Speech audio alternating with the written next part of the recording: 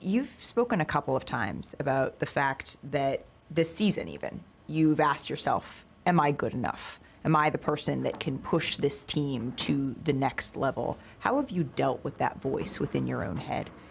It has been tough moments, right? Because, you hear all this talk of, can he be the best player on the championship team? And, nobody can until you do, until it's done, right? Nobody knows. And, throughout the season, right, you get the new contract and, you're supposed to be the guy, and you look up and you're 3 games under 500, and it's hard. You coming into every game not knowing the outcome, not knowing whether we're going to win or not, regardless if we're playing the top seed or, a non-playoff team. And that was tough, just thinking to myself, why is it not working? I'm putting in all the work and the effort, and it's, doubt does creep into your mind a little bit.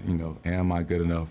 Maybe I can't be, but, never losing faith, and, just believe in what you do, believe in the work that you put in, stay as close as you can with the group, and, it can't rain forever.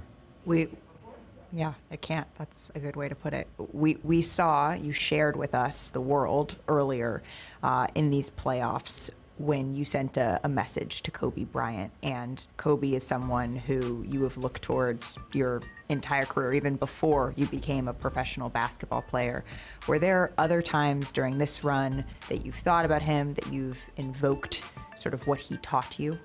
Yeah, I think, and it wasn't like scripted. It's certain, I think, just moments throughout a season, throughout playoffs. And I remember that was like the biggest game of my life to that point, Game 7 to go to the championship, trying to get over that hump. And, I couldn't even take a nap. I was just so jacked up. I was so ready to play. In that moment, I was just, on my iPad watching Kobe highlights and, in those moments. I've done it before. I remember down 3-2 when we went to Milwaukee and going into Game 6. I remember I watched the highlights of LeBron when he, in 2012, was down 3-2 and he played against Boston. That was like one of the best games I've ever seen. Yeah. So just kind of being in those positions, just watching film and watching tape of, guys that have done it before me, guys that I've looked up to. So that's kind of all it was. And obviously I wore the armband in honor of him, just to, everybody knows how much he meant to me as a person, as my idol, and how much he means to the world and to this game.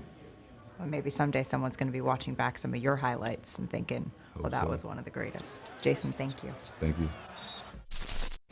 Thanks for watching ESPN on YouTube. For live streaming, sports, and premium content, subscribe to ESPN+.